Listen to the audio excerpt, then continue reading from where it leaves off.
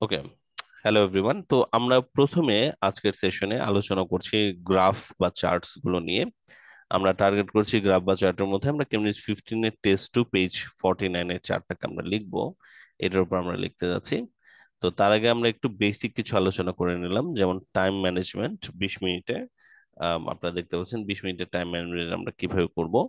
আমরা 5 মিনিট সময় নেব টপিক আন্ডারস্ট্যান্ডিং, পিকচার আন্ডারস্ট্যান্ডিং এবং ওভারঅল আমাদের কমেন্টটাকে ভাবতে হবে, এবং মেইন ফিচার্স গুলোর দিকে আমরা একটু তাকাবো। কেন আমি কিছুর মধ্যে আলোচনা করছি স্কোরিং ক্রাইটেরিয়া নিয়ে যখন আবার আমরা কথা বলছি।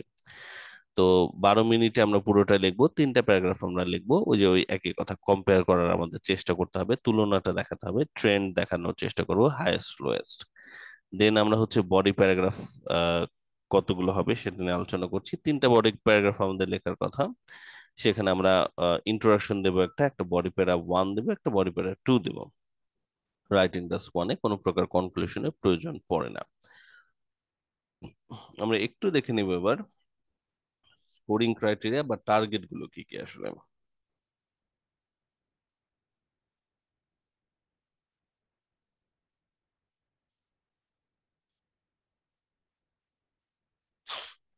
ব্যান্ড স্কোর 7 এর জন্য আমাদের কি কি কি স্কোরিং ক্রাইটেরিয়া দিকে খেয়াল রাখতে হবে, চলুন একবার আমরা এটাকে একটু দেখে নিই।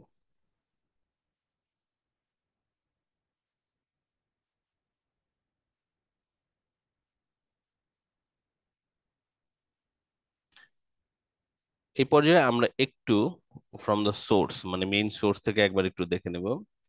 আমরা রাইটিং এর টাস্ক 1 এর যে স্কোরিং ক্রাইটেরিয়া গুলো 2023 সালে আপডেট হয়েছে, সেই আপডেটেড স্কোরিং ক্রাইটেরিয়া আরেকবার আমরা একটু দেখার চেষ্টা করি। Let's see.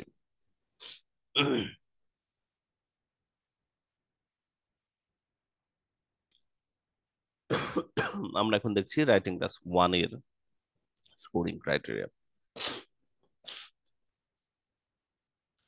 তো এখানে আছে টাস্ক অ্যাচিভমেন্ট থেকে শুরু হয়েছে, আমরা একটু টাস্ক অ্যাচিভমেন্ট থেকে দেখবো, বোঝার চেষ্টা করি চলুন।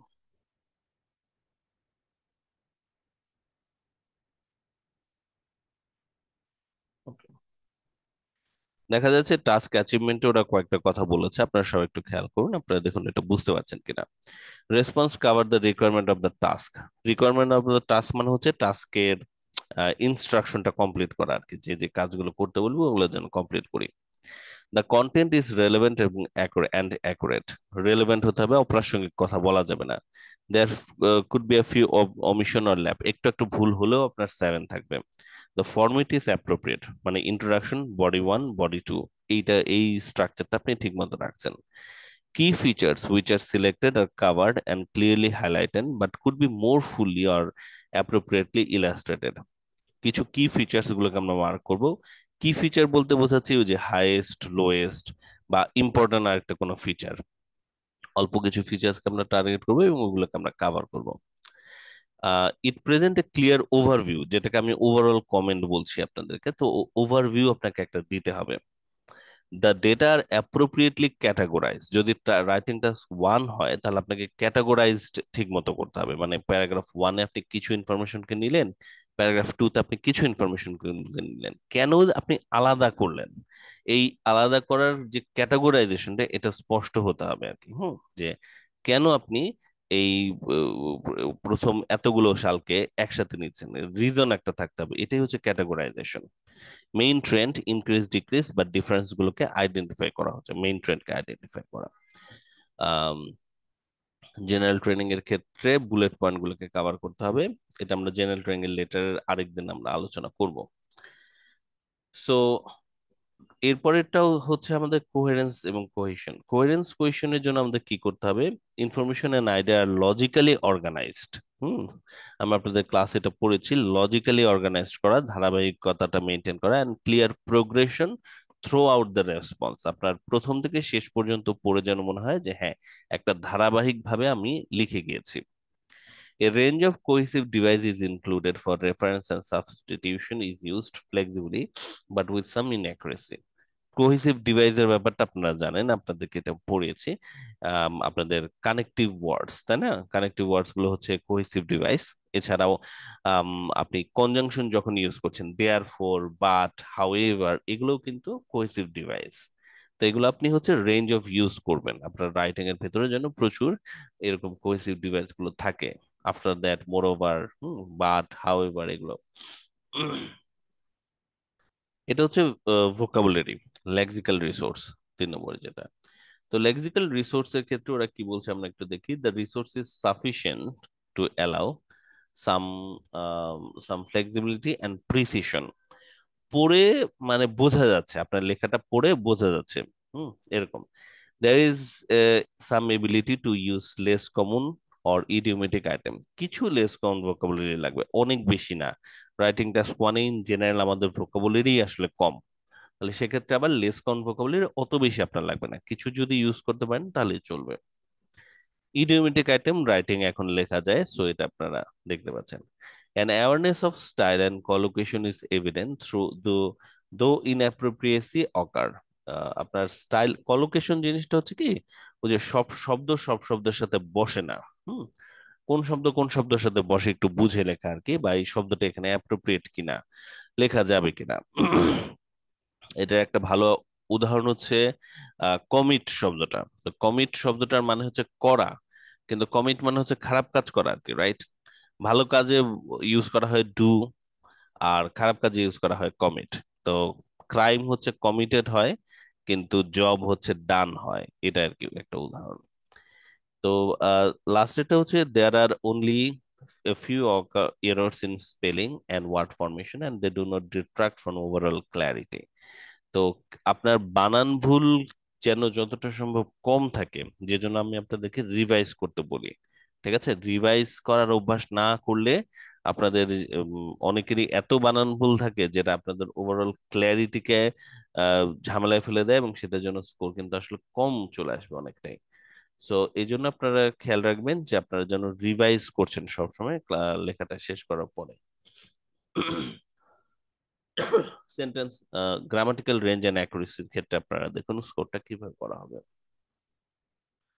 গ্রামাটিক্যাল রেঞ্জ এন্ড অ্যাকুরেসিতে ওরা বলছে a variety of complex structure is used with some flexibility and accuracy। ওই যে দিন শেষে যেটা আমি আপনাদের বলেছি যে আমাদেরকে জোর দিতেই হবে কমপ্লেক্স সেন্টেন্সের স্ট্রাকচারের উপর, আমরা টাস্ক 1 বা টাস্ক 2 যেখানেই স্কোর করতে চাই কিনা।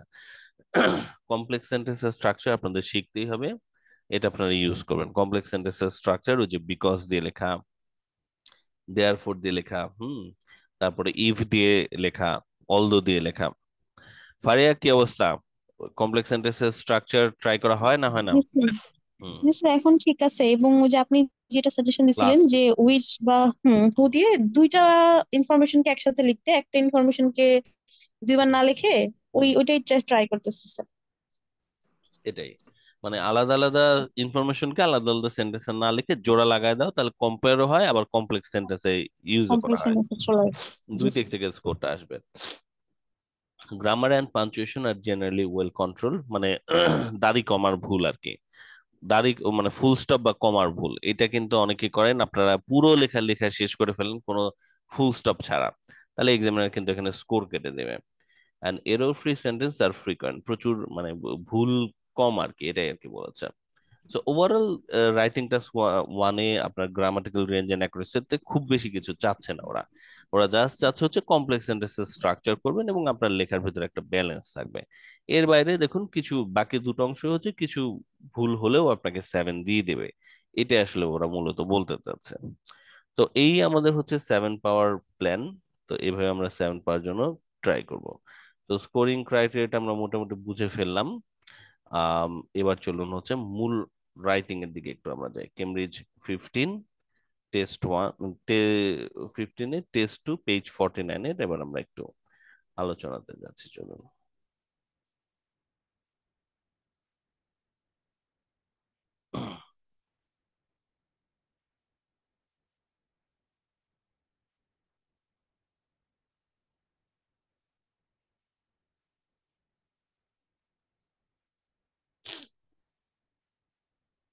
হুম, এই রাইটিংটা যদি আপনারা যান দেখতে পাবেন যে এখানে ছবিটা হচ্ছে এরকম। তো প্রথমে আপনাদেরকে টপিকটা পড়ে ফেলতে হবে, টপিক পড়ার পরে আপনি একটু স্কোরিং ক্রাইটেরিয়া গুলোর দিকে খেয়াল করবেন যে কি কি ক্রাইটেরিয়া এখানে আছে। Let's have a look.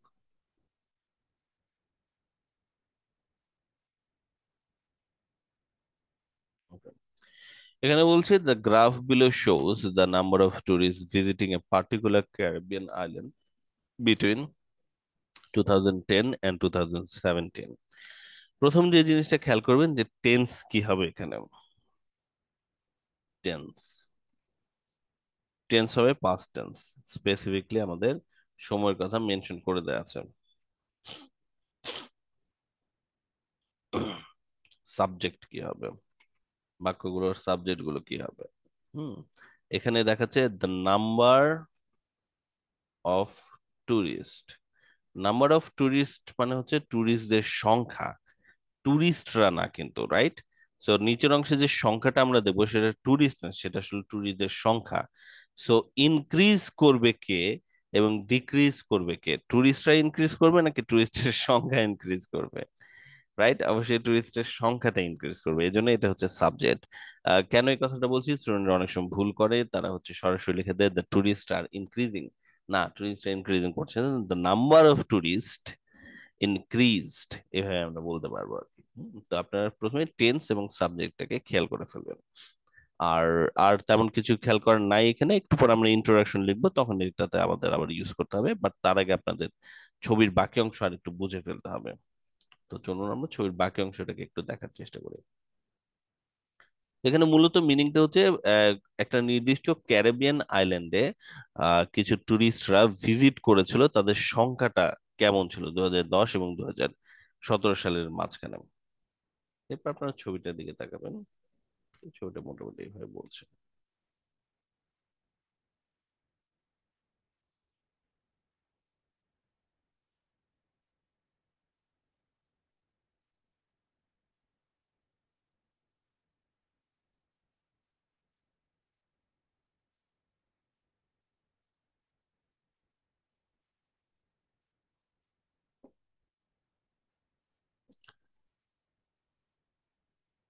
সবাইকে ছবিটা দেখতে পাচ্ছেন নাকি ছোট লাগতেছে? চলবে? স্যার ঠিক আছে। হুম, আচ্ছা চলুন এটাকে একটু আলোচনা করা যাক। Let's have a look at it.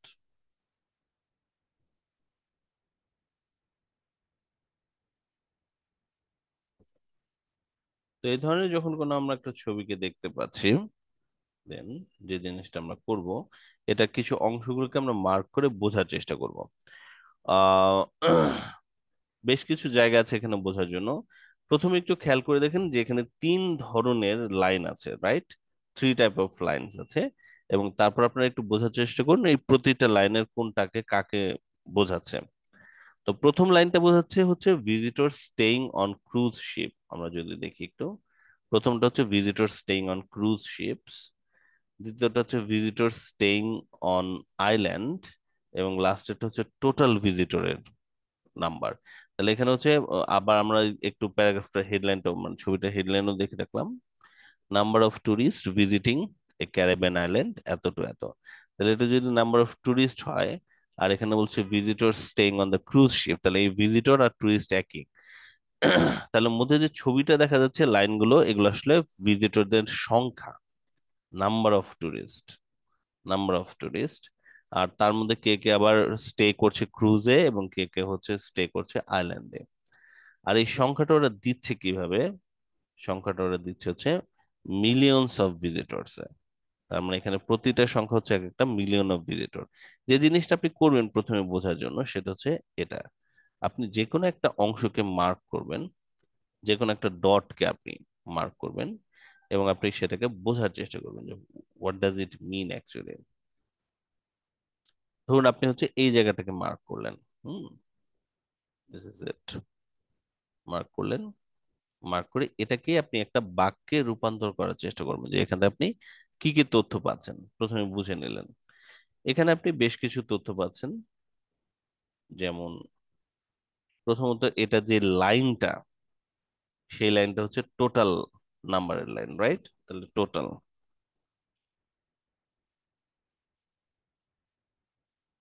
Total কি আসলে, কি টোটাল? টোটাল হচ্ছে টোটাল ভিজিটরস, তাই না? টোটাল ভিজিটরস, টোটাল ভিজি টোটাল নাম্বার অফ ভিজিটরস।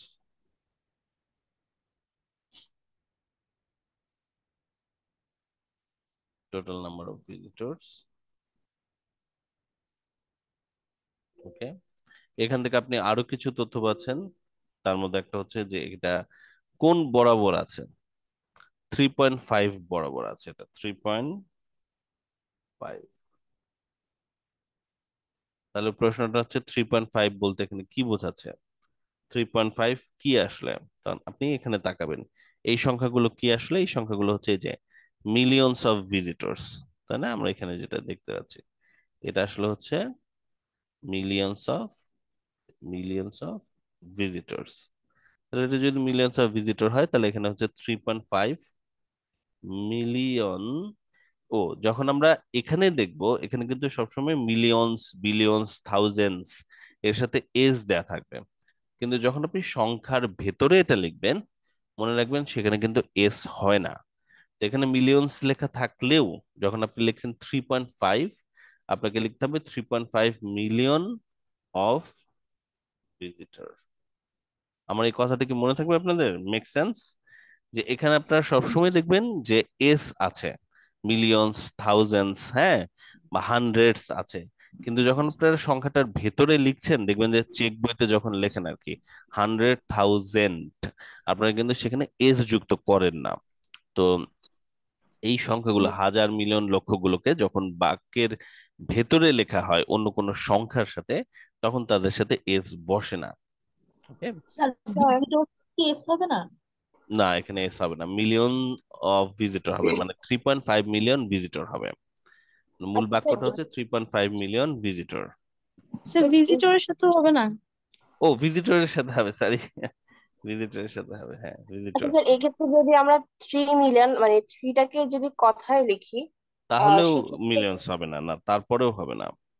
বাক্যের ভেতরে যখন আছে তখন মিলিয়নের সাথে হয় না আর কি, মিলিয়ন টাকা, মিলিয়ন ভিজিটর, যাই হোক, এটাকে, এটা যখনই কোনো সংখ্যার সাথে উল্লেখিত হচ্ছে মডিফায়ার হিসেবে তার সাথে কোনো প্রকার এস যুক্ত হবে না।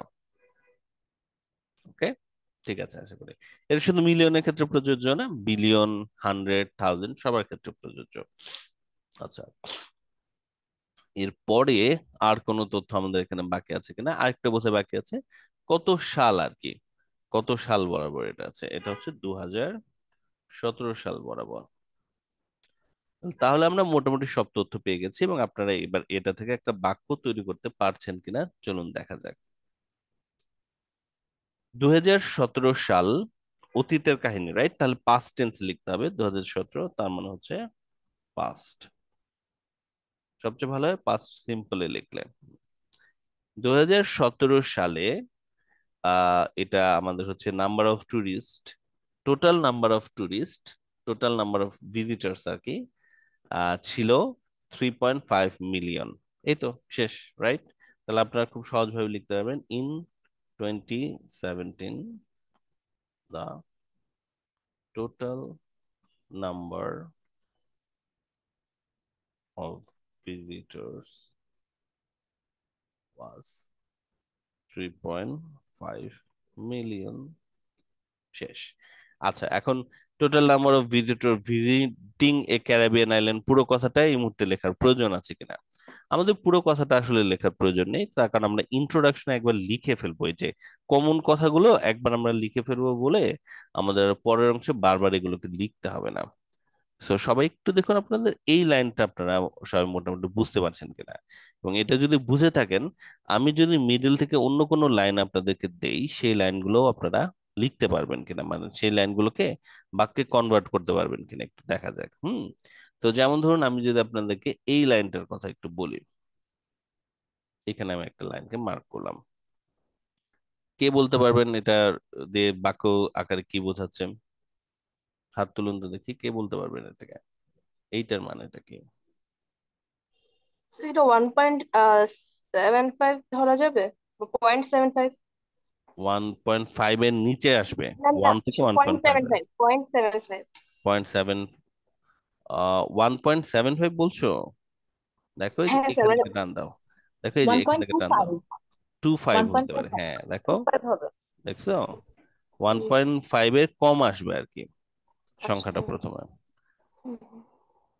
সালটা কত দেখো, 2016, তাই না?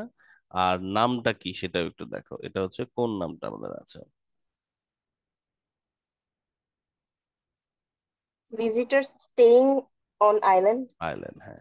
এখন একটা বাক্য বলো তো দেখি, in রাকিব বলতো, হ্যাঁ। হুম। 2015. The total number of visitors staying on island was 1.25 এই million. তো হয়ে গেছে, এই তো হয়ে গেছে। সোজা না একদম তাহলে। রাকিবকে আরেকটা জিজ্ঞেস করি, হ্যাঁ।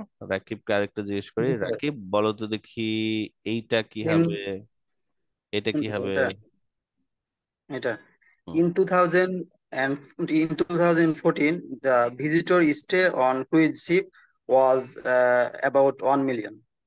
আচ্ছা, এখানে একটু ছোট দুটো ভুল হলো। এক হচ্ছে অ্যাবাউট 1 মিলিয়ন, না, দেখো একদম এক্স্যাক্টলি 1 মিলিয়ন। আর ভিজিটর স্টে কেন বলেছো? ভিজিটর স্টেইং বলতে হবে, সাবজেক্ট চেঞ্জ করা যাবে না তো। হুম। ভার্বের পরে মানে সাবজেক্টের পরে যখন একটা ভার্ব জি স্যার। দিচ্ছ, ওটার সাথে যেহেতু এটা মেইন ভার্ব না, তো এটাকে তোমার জিরান করে ফেলতে হবে, ওয়াই দিতেই হবে আসলে। হুম। তার একবার একটু বলো তো দেখি, in 2000। In 2014 good. visitors staying on cruise ship was 1 million. আচ্ছা, এবার আরেকটু ভুল হলো, সেটা হচ্ছে নাম্বার অফ ভিজিটর্স। হ্যাঁ, number of visitors staying on cruise ship বলতে হবে। নাম্বার বলতে হবে বলেছি না, টুরিস্ট কিন্তু এখানে সাবজেক্ট না, আমাদের আমাদের সাবজেক্ট হচ্ছে দ্য নাম্বারটা। ঠিক আছে, আরেকবার ট্রাই করো তাকে। জি sir. The number of in tourists in in 2014। in 2014 that the number of visitors staying on cruise ship was 1 million. এই তো, ঠিক আছে, রাইট, ফাইনালি। আচ্ছা, সুন্দর হয়েছে। ওকে, তাহলে আমরা মোটামুটি বুঝতে পারছি এটাকে। এখন আমরা যদি একটা ইনফরমেশন বুঝতে পারি, আমাদের নেক্সট কাজটা হচ্ছে প্রথমে এভাবে আমাদের ইনফরমেশনটা বুঝে ফেলতে হবে যে প্রত্যেকটা অংশকে কি বলছে। এবার আমাদের নেক্সট কাজ হচ্ছে যেটাকে ক্যাটাগরাইজ করা আর কি। ক্যাটাগরাইজ করা মানে হচ্ছে কি, ওই যে আমরা পড়লাম না একটু আগে, যে ক্যাটাগরাইজ করে আমাদের লিখতে হবে, অর্থাৎ আলাদা আলাদা প্যারাগ্রাফে ডিভাইড করে আমাদের লিখতে হবে। তো আমরা ছবিটা একটু বুঝে ফেলবো, ছবিটাকে এখানে একটু কপি করি। স্যার, জি স্যার। এখানে নাম্বারটা যে সাবজেক্ট হচ্ছে এটা আমরা কিসের বেসিসে বলছি? বিকজ গ্রাফের মধ্যে মিলিয়নস অফ ভিজিটার্স দেয়া, মানে গ্রাফটা অ্যাকচুয়ালি নাম্বারটাকে শো করছে সেই কারণে। উম আবার একটু প্রশ্নটা বলো আমাকে, আমি প্রশ্নটা ঠিক বুঝতে পারিনি। সাবজেক্ট যেটা আমরা বলছি যে নাম্বার, হুম যে হুম দা নাম্বার, এটা হবে আমাদের সাবজেক্ট। তো হুম। এটাকে আমরা কিভাবে বুঝতে পারছি? কিভাবে কারণ বুঝতে গ্রাফ। পারবো আর কি, হ্যাঁ। আচ্ছা, ভালো প্রশ্ন। আমরা কিভাবে বুঝতে পারবো যে ছবিটাতে আমাদের সাবজেক্টটা আসলে কি, মানে যে কোনো ডেটার সাবজেক্ট আসলে কি, এটা আমরা বুঝবো কিভাবে? এটা বোঝার জন্য ওয়েটা হচ্ছে যে আমরা দেখবো যে আমাদের ছবিটার কোনো হেডলাইন দেয়া আছে কিনা। হুম। হেডলাইন যদি দেয়া থাকে, তাহলে হেডলাইনই সাধারণত আমাদেরকে ইন্ডিকেট করে দেবে যে এটাকে সাবজেক্টটা নাম্বার নাকি পার্সেন্টেজ, এরকম কিছু একটা থাকবে। মনে রাখবা সবসময় তোমার রাইটিং টাস্ক 1 যদি গ্রাফ তুমি লিখতে যাও, তোমার সাবজেক্ট হয় কোনো নাম্বার হবে, না হলে পার্সেন্টেজ হবে। হুম। প্রপোর্শন হবে, এর বাইরে অন্য কিছু হবে না। এটা ডেটা, ডেটা মানেই হচ্ছে তোমার এরকম ফিগার্স আর কি। তো নাম্বার, ফিগার বা পার্সেন্টেজ, এর বাইরে আর কিছু থাকবে না। তো এটা একেবারে 99 ভাগ ক্ষেত্রে উপরে লেখা থাকবে এরকম ভাবে। আর যদি লেখা নাও থাকে, তুমি ছবিটা দেখে বাম পাশের দিকে তাকাবা, বাম পাশের দিকে তাকিয়ে নিচের দিকে তাকিয়ে তুমি এইভাবে বোঝার চেষ্টা করবে যে এখানে যে সংখ্যাগুলো আছে, সংখ্যাগুলো কি আসলে। যে এখানে যে ডেটাটা আছে, সংখ্যা বা পার্সেন্টেজটা, এটা আসলে কি। তাহলে তুমি আসলে বুঝতে পারবা। তো একদম 99 ভাগ ক্ষেত্রে এখানে লেখা থাকবে, না হলে তোমার এখানে ইন্ডিকেশনটা দেয়া থাকবে। হুম। এইটা জাস্ট তুমি খেয়াল রাখবা যে এখানে যে লেখাটা দেখতে পাচ্ছ, এটা সরাসরি কোনো পিপল বা এটা সরাসরি কোনো ভিজিটর হবে না, ভিজিটরদের নাম্বার, পিপলের পার্সেন্টেজ, এরকম কিছু একটা হবে। 3 জায়গা থেকে আমরা অনুমান করতে পারবো, এক হচ্ছে টপিকটা পড়ে, হেডলাইন দেখে, আর না হলে আমরা এই জায়গাটা দেখে আমরা বুঝতে পারবো। ঠিক আছে, আজকে আমরা আসলে মূলত এই 3 জায়গা থেকেই দেখতে পাচ্ছি।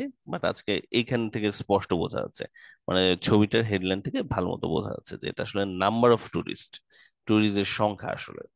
হুম। আচ্ছা, তো ছবিটা দেখার পরে এরপর আমরা যে জিনিসটা করবো সেটা হচ্ছে ক্যাটাগরাইজেশন, মানে হচ্ছে প্যারাগ্রাফিং। কিভাবে লিখলে আমরা কম্পেয়ার ভালো করে করতে পারবো, হাউ টু কম্পেয়ার, টার্গেট হচ্ছে এটাই, কিভাবে লিখলে কম্পেয়ার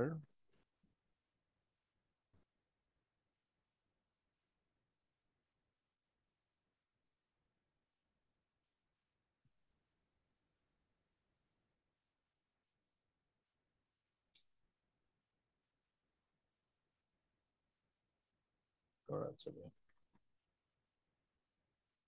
কম্পেয়ার করতে পারার মানেই হচ্ছে ওখানে কিছু কমপ্লেক্স সেন্টেন্স লেখার সুযোগ পাওয়া।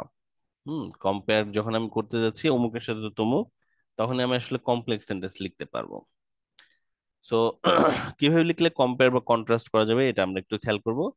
আর এখানে আরেকটা জিনিস আমাদের বাকি আছে, সেটা হচ্ছে যে যখন আমরা এই ছবিটা দেখে শেষ করছি, আরেকটা কাজ আমরা করবো, এটার হাইয়েস্ট আর লোয়েস্ট কেও আমরা একটু দেখে ফেলবো। তো এই পুরো ছবিটার ভিতরে হাইয়েস্ট পয়েন্ট কোনটা আর লোয়েস্ট পয়েন্ট কোনটা, এই দুটো চেক করলেই আসলে চলবে। যেমন এই ছবিটার পুরোটার ভিতরে এইটা হচ্ছে হাইয়েস্ট পয়েন্ট,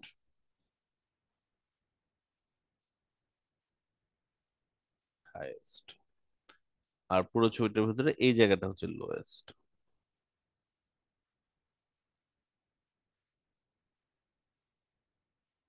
ব্যাস, এই দুটো পয়েন্টকে আমাদের খেয়াল করলেই চলবে আসলে। ঠিক আছে, হাইয়েস্ট আর লোয়েস্ট। তাহলে হাইয়েস্ট হচ্ছে total in 2017 the total number of visitors was এত, যেটা কিনা হাইয়েস্ট। আর লোয়েস্ট হচ্ছে ইন 2010 দ্য কি এটা চার কোনা, the number of visitors staying on cruise ship was 0.25 probably 25 million, যেটা কিনা লোয়েস্ট ছিল। তো এই দুটো জিনিসকে আমরা একটু খেয়াল করবো। ওকে, আচ্ছা। সো এবার প্যারাগ্রাফিং কিভাবে লিখলে আমাদের কম্পেয়ার বা ট্রেন্ড ভালো মতো বর্ণনা করা যাবে, আর হাইয়েস্ট বা লোয়েস্ট আমরা এর ফাঁকে ফাঁকে বর্ণনা করে দেবো।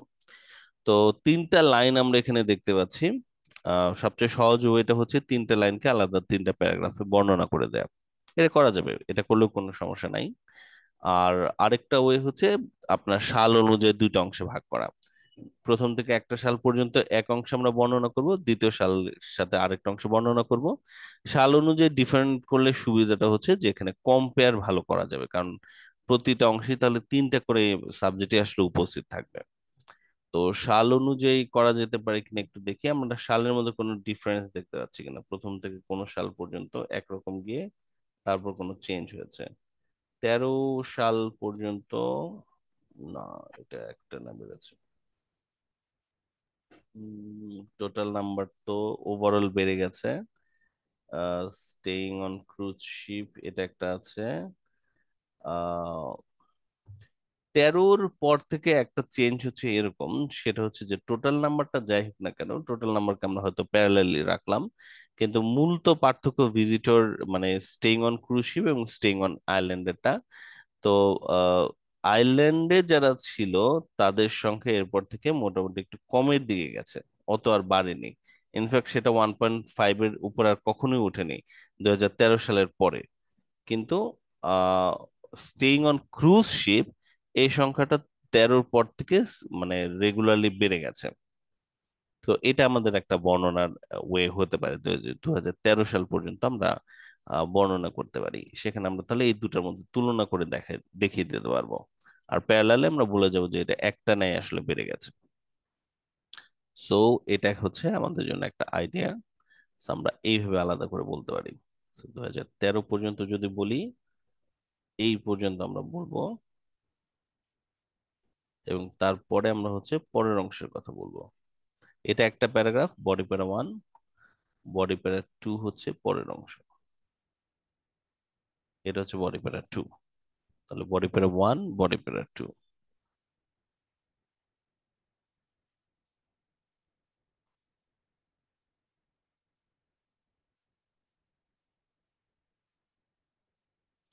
বডি প্যারা 2, বডি প্যারা 1 এর লোয়েস্ট ইনফরমেশনের কথাটা আসবে, আর বডি প্যারা 2 তে হাইয়েস্ট ইনফরমেশনের কথাটা আসবে। ঠিক আছে, তো এইটা আমাদের একটা বর্ণনার বিষয় হতে পারে। দেখুন তো সবাই বুঝতে পারলেন কিনা আপনারা। অল্টারনেটিভ আরো কয়েকভাবেও লেখা যাবে, আপনারা তিনটাকে আলাদা আলাদা করে লিখতে পারেন, বাট আমার মনে হয় এটা হচ্ছে ইজি আর কি। সাল অনুযায়ী যদি আপনি আলাদা করার চেষ্টা করেন। সবাই ওকে? ঠিক আছে, তাহলে আমরা এই পর্যায় থেকে লেখাটা শুরু করতে পারি। আমরা একটু মূল ছবিটাতে এটা সুপারফিশিয়াল করে রাখি। হ্যাঁ,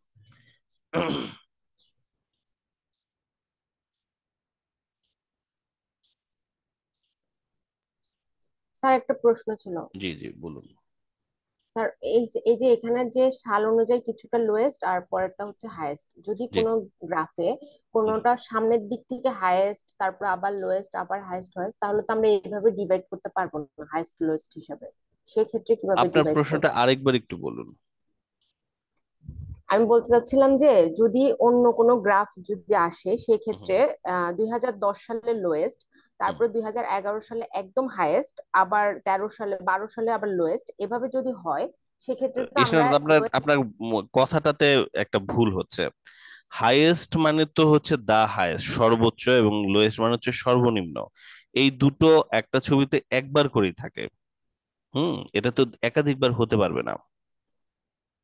হ্যাঁ সেটা তো ঠিক আছে, কিন্তু এখানে যে আপনি দুইটা ভাগ করছেন না, এগুলো একদম নিম্ন দিকে আছে এই প্যারাগ্রাফে, আবার প্যারাগ্রাফ টু তে যেগুলো আছে সেগুলো একদম উপরের দিকে আস্তে আস্তে উঠতেছে, হুম। দুই ভাগে বিভক্ত।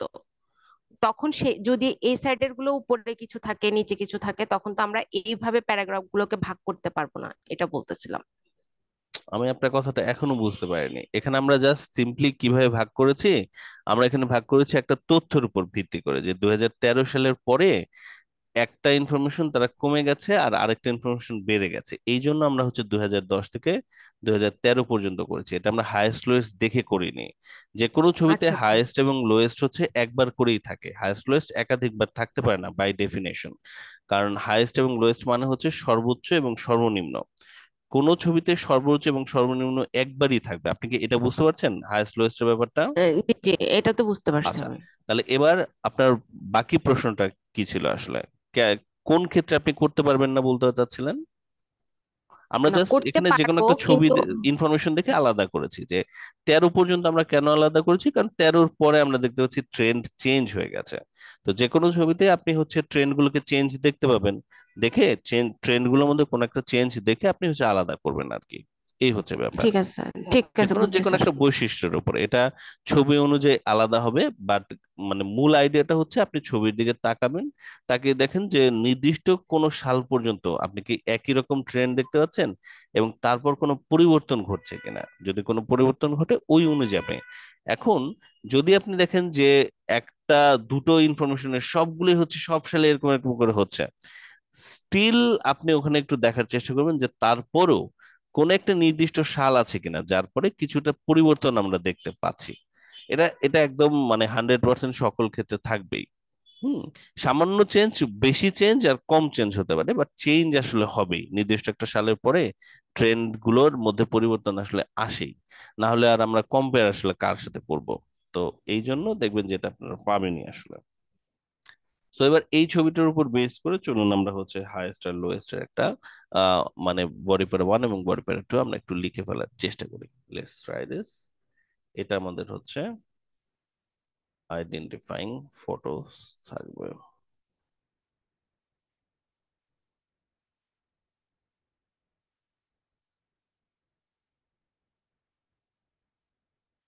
আগেরটাকে বাদ দিয়ে আমরা এটাকে রাখি, হাইয়েস্ট অ্যান্ড লোয়েস্ট। ওকে। এটা হচ্ছে হাইয়েস্ট লোয়েস্ট এখানে ইম্পর্টেন্ট না, এখানে ইম্পর্টেন্ট হচ্ছে বডি প্যারা 1 এবং বডি প্যারা 2। 2013 সালটা ইম্পর্টেন্ট, কারণ 2013 সালের পর ট্রেন্ড চেঞ্জ হয়েছে।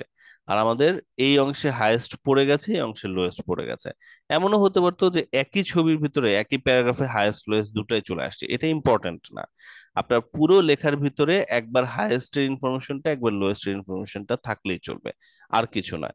হাইয়েস্ট আর লোয়েস্ট কে বেস করে আমরা আসলে প্যারাগ্রাফিংটা করিনি। বাট এখানে আরেকটা জিনিস আছে, সেটা হচ্ছে যে এইটা আরেকটা ইম্পর্টেন্ট ফিচার। সেটা হচ্ছে একটা সালে এসে দুটো একসাথে মিলে গিয়েছিল। তো মেইন ফিচার্স গুলোর মধ্যে এটাও আরেকটা উল্লেখ করার মতো ফিচার। তো আপনি এটাকেও খেয়াল করবেন যে উল্লেখ করার মতো আরো কোনো ফিচার আছে কিনা যেটাকে আমি আসলে বলতে পারি। তো যেমন এটা একটা ফিচার, এটাকে আপনি যদি একটু খেয়াল করে লেখার চেষ্টা করেন তাহলে আপনার জন্য ভালো হবে। যেটাকে আমরা একটু মার্ক করে রাখি।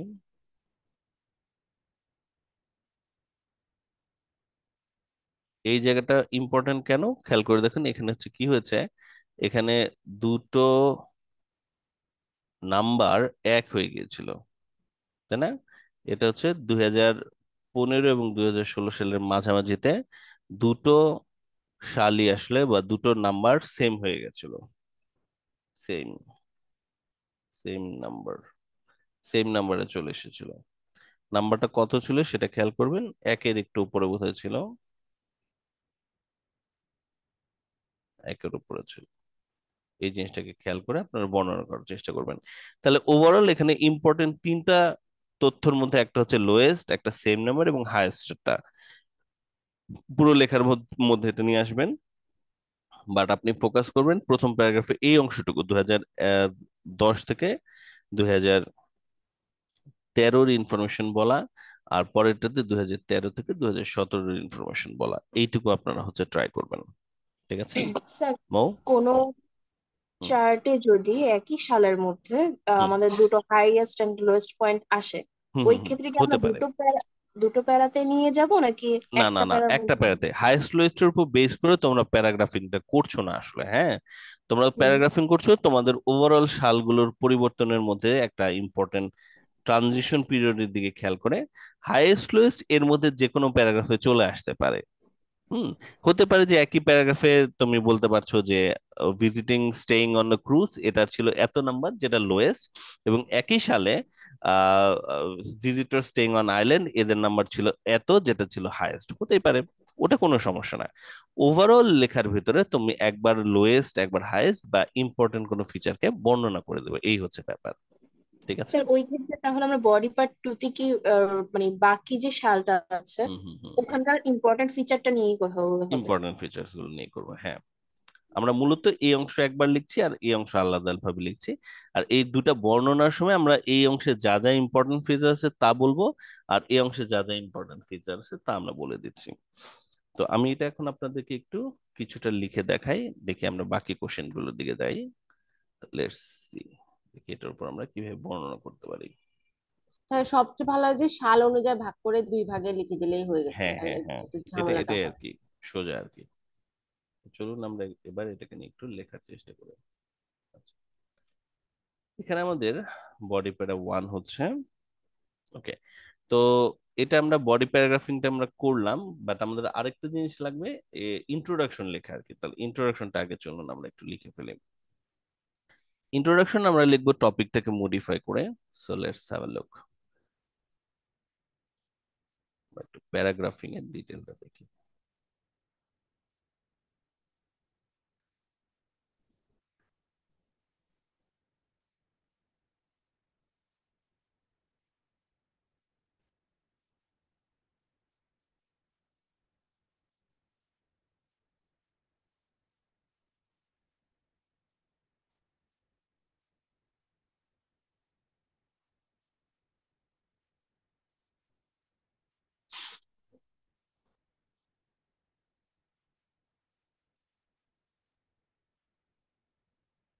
একটা ওভারভিউ দিতে হবে।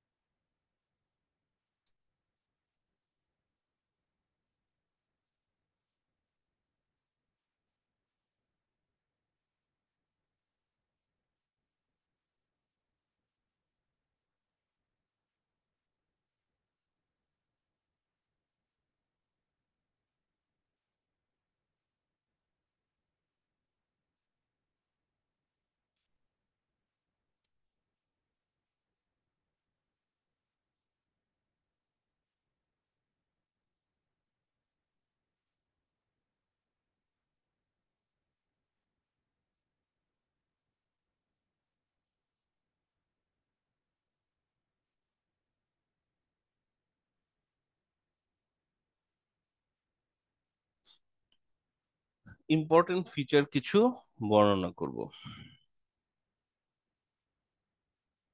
এটাই বডি প্যারা 1 এবং এটাই বডি প্যারা 2।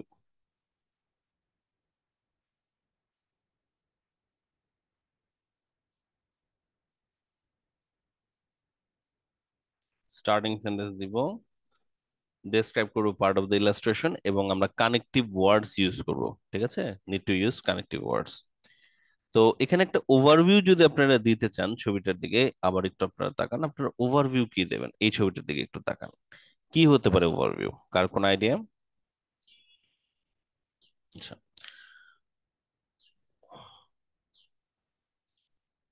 ও ম্যাক্সিমাম নাম্বার অফ সেন্টেন্সেস, সেন্টেন্সের সংখ্যার উপর কোনো কিছু নির্ভর করে না, ম্যাক্সিমাম ওয়ার্ডস আসলে নির্ভর করছে।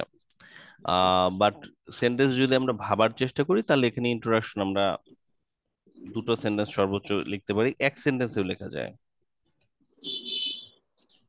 1 or 2 সেন্টেন্স আর কি, 1 or 2 সেন্টেন্স। বডি প্যারা 2 তেও একই রকম ভাবে আমরা কতগুলো সেন্টেন্স লিখতে পারি, 4 to 5 সেন্টেন্সেস।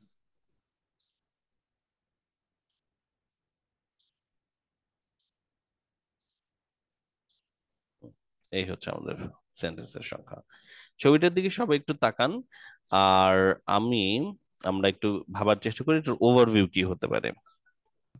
এটা 3 টাইপ না সাইমা, টাইপ আসলে দুটো। ওকে, সো আমরা ওভারঅল কি বলতে যাচ্ছি? আমরা ওভারঅল বলতে যাচ্ছি যে এখানে দেখা যাচ্ছে যে সময়ের সাথে সাথে এটার ওভারঅল ট্রেন্ডটা ফ্লাকচুয়েশন হলো, ওভারঅল নাম্বার অফ ভিজিটরসটা আসলে উপরের দিকে ছিল, উপরের দিকে ছিল। এটা আমরা আমাদের ওভারঅল ট্রেন্ডের মধ্যে বলে দিতে পারি।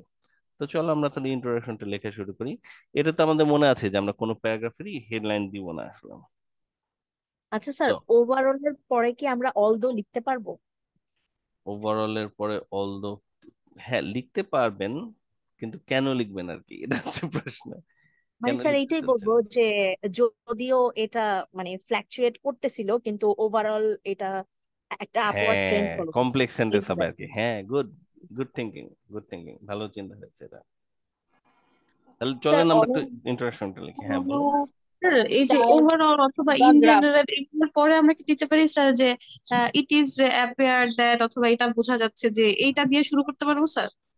পারবা, নাকি এটা ট্রাই করবা হচ্ছে নট এই আ গুড আইডিয়া? মুখস্থ এক্সপ্রেশন গুলো আর কি, এক্সপ্রেশন গুলোকে যতটা সম্ভব কম দেওয়া যায় এটা তোমরা ট্রাই করবা, কারণ এক্সপ্রেশন গুলো মুখস্থ তো, তো এক্সামিনার এগুলো টের পায় আসলে। আচ্ছা, যেমন ধরো সাপ্লাইড এই পর্যন্ত ঠিক আছে, আর একটু বড় কিছু লেখাটা একটু তোমার মুখস্থ বলে মনে হবে। মোয়ের প্রশ্ন ছিল সাপ্লাইড। স্যার আমাদের কিছু চার্ট যেমন থাকে যেগুলোতে আপওয়ার্ডেও থাকে, আবার কিছু জিনিস হ্যাঁ, লোয়ার নিচের দিকেও নিচের দিকে থাকে। থাকে। হুম হুম। তো ওই আপওয়ার্ড ডাউনওয়ার্ড যেগুলোতে থাকবে, আম, যে চার্ট গুলো, তো ওগুলোর ক্ষেত্রে আমরা কিভাবে ওভারভিউ লিখতে ওভারঅল পারি? ভিউটা দিতে পারি। ওভারভিউটা আসলে ছবি অনুযায়ী ভ্যারি করবে, বাট কমন একটা জিনিসের দিকে আমরা খেয়াল রাখবো যে আমরা, ওকে সেক্ষেত্রেও আর কি যে তুমি এই কথাটাই ইভেন বলে দিতে পারো, যে তো সেক্ষেত্রে তোমার ওভারভিউটা হবে এরকমই যে ওভারঅল দেখা যাচ্ছে যে কিছু ইনফরমেশন, মানে নাম আর মেনশন করবা না, তখন বলো যে কিছু ইনফরমেশন ইনক্রিজিং হলেও অন্যগুলা ডিক্রিজিং ট্রেন্ডে আসলে ছিল। তো তোমরা ওভারভিউটা ওভারঅল ট্রেন্ডের দিকে আসলে বর্ণনা করতে পারো। যা দেখছো আর কি, যা দেখছো সেটার উপরই বর্ণনা করবা। স্যার কিছু ইনক্রিজ করলেও ফ্রিকোয়েন্টলি, হাওয়েভার কিছু হচ্ছে ডিক্রিজ করেছে। স্যার ফ্রিকোয়েন্টলি আপ ডাউন এটা দেওয়া যায়? না মনে হয়, ভার্ব লাগবে এখানে একটা। আচ্ছা, আমরা এখানে তাহলে একটু দেখি, the number of tourist visiting a Caribbean island. Okay, the supplied line graph, হেডলাইনটা কি বলছে? Number of tourist visiting a particular Caribbean island. আমরা টপিকটা কি একটু পড়ছি। The supplied line graph এর পরের অংশ shows the number of tourists. Okay, the supplied line graph shows না দিয়ে আমরা বলবো provides information about, ঠিক আছে, shows এর বদলে লিখলাম the information about। তোমাদের এই মুহূর্তে লেখার দরকার নেই, তোমরা একটু জাস্ট খেয়াল করো, পরে ভিডিওটা দেখে তোমরা হচ্ছে নোট করে নিও, আপাতত জাস্ট বুঝে নাও। আমরা এই জায়গার বাকি অংশ লিখছি, the graph below shows the number of tourists। আমি লিখেছি the supplied line graph, below লিখবো না, provides information about the number of tourists এর বদলে visitors। কোন ক্যারিবিয়ান আইল্যান্ড ওরা স্যার ভিজিটরের জন্য কি ট্রাভেলার লিখতে পারবো স্যার? ট্রাভেলার লেখা যাবে, হ্যাঁ ট্রাভেলার লেখা যাবে। টুরিস্ট ভিজিটর ট্রাভেলার এর বাইরে আর কিছু লেখা যাবে না। মানে এক্সপ্লোরিং। এক্সপ্লোর না, এক্সপ্লোরার লেখা যাবে না, এক্সপ্লোরার ওকে স্যার। মিনিং আলাদা। Visiting a particular Caribbean, particular শব্দটা আমাদের দেওয়ার দরকার নেই। Visiting a Caribbean island between এত এন্ড এত। চলো, number of visitors,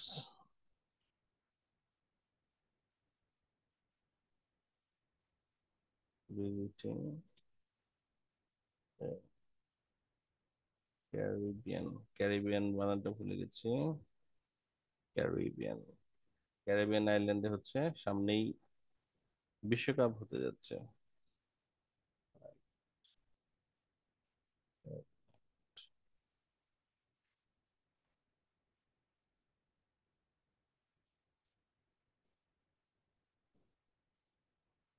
between and এর বদলে ফ্রম এন্ড টু দেওয়া যায়।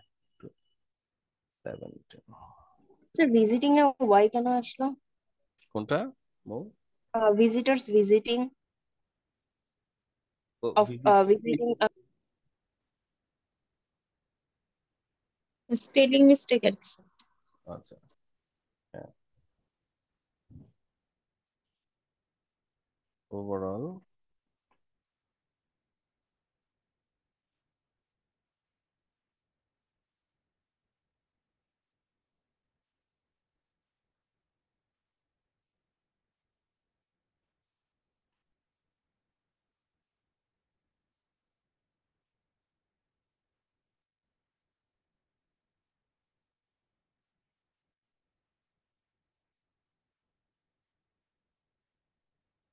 the general trend of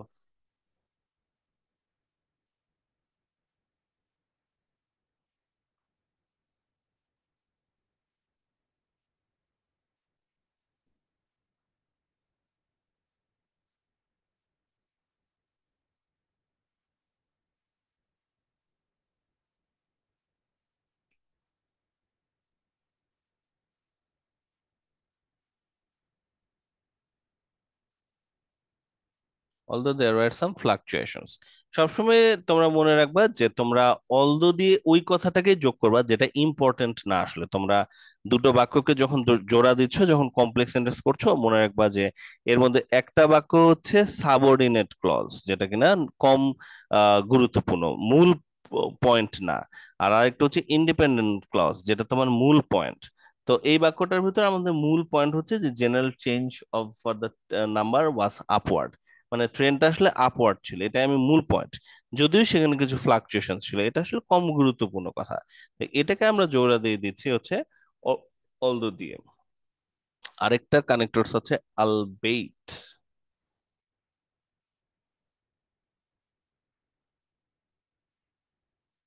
এটাও তোমরা লিখতে পারো।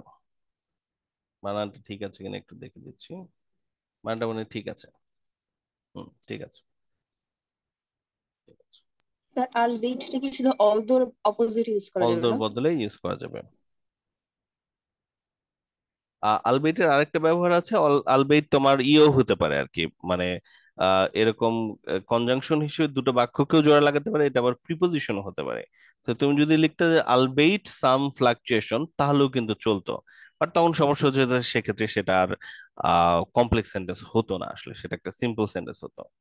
তো তুমি এইভাবে লিখে একটা কমপ্লেক্স সেন্টেন্স তৈরি করে ফেলা। তো এটা আমাদের ছিল হচ্ছে ওভারঅল ইন্ট্রোডাকশনের লাইনটা আসলে। এরপরে বডি প্যারা 1 আমরা লেখা শুরু করব। বডি প্যারা 1 আমরা লিখতে যাচ্ছি 2010 থেকে 2013 পর্যন্ত। এক্সামিনারকে এটা বুঝিয়ে দিতে হবে আর কি, যে আমি কোনটার উপর লিখতে যাচ্ছি। এই মুহূর্তে তোমরা কপি করবে না, আমি তোমাদেরকে পুরো লেখাটাই দিব। সো তোমরা জাস্ট একটু দেখো। আমরা 2010 থেকে 2013 পর্যন্ত প্রথম প্যারাগ্রাফটা লিখবো। So, এটা আমাদের ইন্ট্রোডাকশনের লাইন।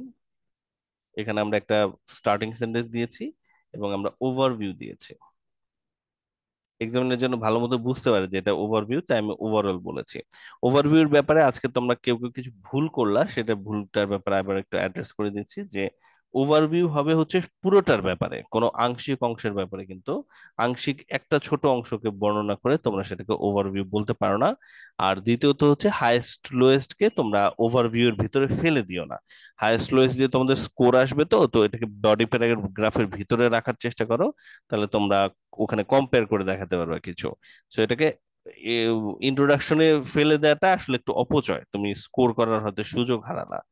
তো হাইয়েস্ট লোয়েস্ট কে তোমরা মেনশন করবে, কিন্তু প্যারাগ্রাফে মেনশন করার চেষ্টা করো, তাহলে তোমাদের ফিচার হিসেবে এক্সামিনার সেটাকে কাউন্ট করবে। তো তুমি যদি এখানে লিখে দাও তাহলে সে আর হয়তো ফিচার হিসেবে সেটাকে কাউন্ট করবে না। চলো আমরা বডি প্যারাগ্রাফ ওয়ানটা লিখি। আমরা লিখবো হচ্ছে যে চার্ট অনুসারে এত টু এত সালের মধ্যে আমরা দেখতে পেয়েছি যে কিছু ইন্টারেস্টিং ফিচার্স আছে। 2010 থেকে 2013 সাল পর্যন্ত আহ দুটো ক্রুজ শিপে কি হয়েছে এবং এই সালগুলোতে কি হচ্ছে তা আমরা বর্ণনা করব। ওকে, তো দেখো, according to the given short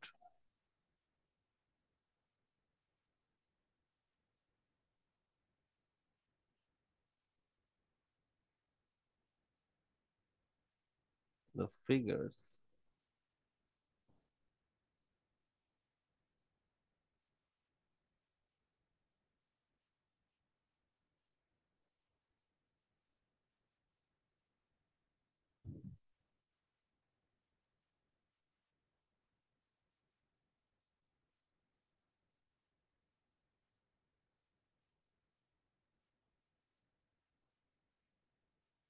হুম, দেখো কোনো লাইন না বুঝলে আমাকে জিজ্ঞেস করবা।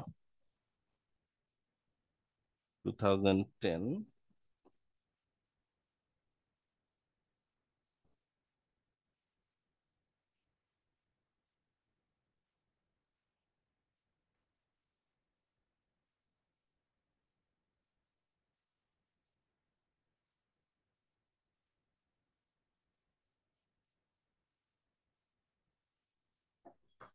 was কত, একটা সেকেন্ড, জাস্ট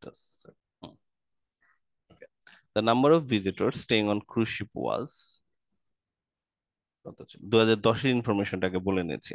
দেখো ক্রুজ শিপের কথাটা কেন বললাম, কারণ এটা কিন্তু লোয়েস্ট, তাই এটাকে আমি আলাদা করে বলে নিয়েছি। ওয়াজ অ্যারাউন্ড কত বলা যেতে পারে, 0.5 এর নিচে, 0.25, রাইট, 0.25 বোধহয় বলা যাবে। ওয়াজ অ্যারাউন্ড 0.25 মিলিয়ন, 25 মিলিয়ন,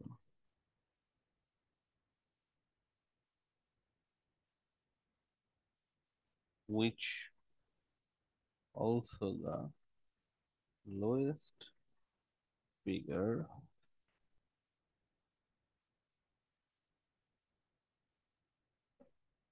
এই একই সালে আমরা এর সাথে একটু তুলনা করে দেব। In the same year,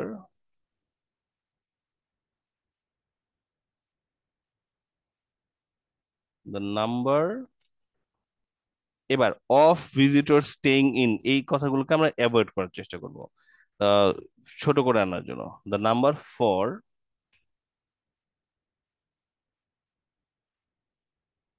Ireland,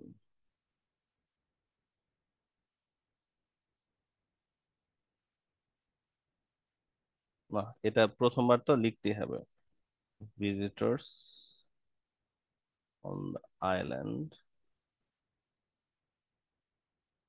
ওয়াজ, এবার তুলনা করে দেব আমরা কতখানি বেশি ছিল। ওরা ছিল হচ্ছে এটা 0.25, আর এটা হচ্ছে ধরো 0.5 এর ওপরে, আমরা বলতে পারি 7.5, তাই না?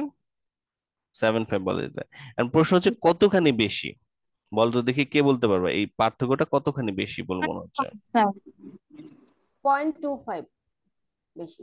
না, 0.25 এ হচ্ছে এইটুকু, এইটুকু হচ্ছে 0.25, এইটুকু 0.25, এটা আরো 0.25, তাহলে দুটো 0.05 0.25, স্যার। হ্যাঁ 0.25 0.5 0.25 যদি যোগ করো তাহলে পেয়ে যাচ্ছ 0.5 0.05,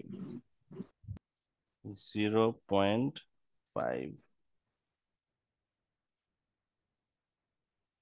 অ্যারাউন্ড, অ্যারাউন্ড কি এর আগে বলেছি? হ্যাঁ, ওয়াজ অলমোস্ট, অলমোস্ট 5,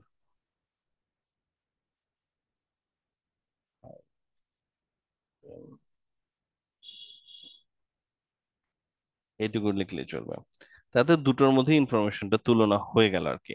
আমাদের 2010-এর তথ্য শেষ, আমরা 2013 পর্যন্ত এখানে লিখছিলাম, সরি 13। এরপর আমরা একটু টেনে দিব, কারণ আমাদের কতগুলো ওয়ার্ড হয়ে গেছে একটু দেখি, আমাদের কিন্তু ওয়ার্ড অনেকগুলো হয়ে গেছে। 56টা ওয়ার্ড হয়ে গেছে। ওকে, আর এখানে আমাদের দেখি আমরা 70-এর মধ্যে শেষ করবো আর কি, 70-এর মধ্যে শেষ করবো। এখানে 41টা আছে, 56, 41 আমাদের কিন্তু প্রায় 100-র কাছাকাছি চলে, কিন্তু সেম ইয়ার। আমরা আরেকটু টেনে শেষ করে দিব এবার এটাকে। এবার তো 2010-এর ইনফরমেশন শেষ, এবার 13 পর্যন্ত আমরা টেনে আগাই। 13 পর্যন্ত এটা একটু ফ্লাকচুয়েশন করে সামান্য ইনক্রিজ করেছে, তাই না? মাত্র 0.25 ইনক্রিজ করেছে। সেটা হচ্ছে visitor staying on the cruise ship. Cruise শিপের নাম্বার যাদের ছিল তারা খুব সামান্য চেঞ্জ হয়েছে, কিন্তু সিগনিফিকেন্টলি ইনক্রিজ করেছে হচ্ছে আইল্যান্ডের ভিজিটরদের সংখ্যা। সেটা তোমার 0.75 থেকে বেড়ে 1.5-এ পৌঁছে গেছে, রাইট? তাহলে এটা কিন্তু বেশি ইনক্রিজ করেছে, বেশি ইনক্রিজ করেছে এটা। আর এটা একটু কম ইনক্রিজ করেছে, সামান্য, তাও আবার ফ্লাকচুয়েশন সহ, তাই না? তো সব সালের তথ্য আমাদের আসলে বলার দরকার নেই, আমরা বলে দিই এখান থেকে এটা বেড়ে গেছে 1.5-এ। ওকে, ওকে সবাই, চলুন তাহলে বলা যাক। এটা হচ্ছে আমরা এই ভিজিটর স্টেইং অন আইল্যান্ডের কথা আগে বলতে চাচ্ছি। স্যার 11কে কি বলবো যে 11তে ওরা দুজনে কাছাকাছি ছিল ইন্টারেস্টিংলি? এত তথ্য বলা যাবে না, আজকে অনেক বেশি তথ্য তো, যেগুলো তো অনেক বেশি তথ্য, এত ডিটেল তুমি তখন বলতে পারবে না। তুমি হচ্ছে সরাসরি চলে যাও এই জায়গাটাতে। আর এর ক্ষেত্রে বলো যে উইথ সাম ফ্লাকচুয়েশন, সে হচ্ছে সামান্য চেঞ্জ হয়ে এই জায়গায় পৌঁছেছে। হুম, এনাফ হবে। চল আমরা এটাকে একটু লিখে দিই।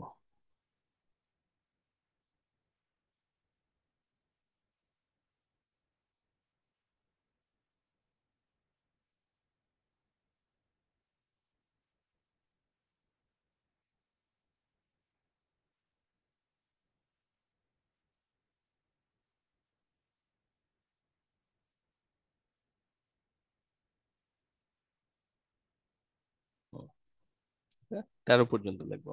তাহলে 2010-এ ইনফরমেশনটুকু আমরা লিখেছি, এবার বাকি ইনফরমেশনটুকু লিখবো। However,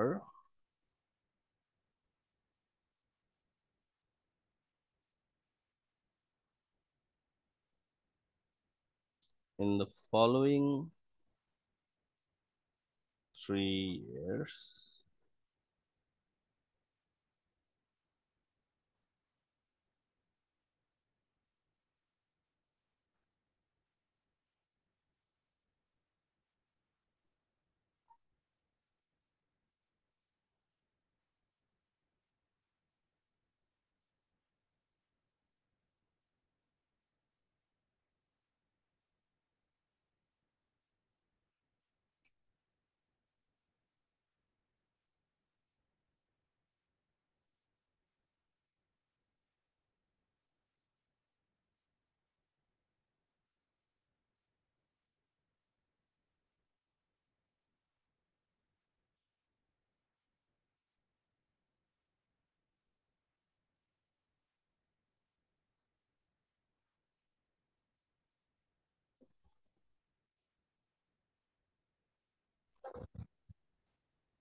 স্যার এখানে পাস্ট টেন্সে যেহেতু এখানে কি হেড ভার্ব ইউজ করা যাবে? কোনটা? হেড ভার্বটা ইউজ করতে পারবো কিনা, মানে পাস্ট টেন্সে যেগুলো আছে ভার্বটা একটু হ্যাড, জিজ্ঞাসা হ্যাড করি। ইউজ করতে পারবেন কিনা? হ্যাঁ হ্যাঁ হ্যাঁ, হেড হ্যাড, বা হেড বিন প্যাসিভটা। হ্যাড তো পাস্ট, রাইট? পাস্ট হয়ে থাকলে ইউজ করা যাবে না কেন? আচ্ছা, স্লাইড, ইনক্রিজ, কন্টিনিউয়াস ইউজ করতে পারবো না তাই তো স্যার? সবই ইউজ করতে পারবেন পাস্ট টেন্সে।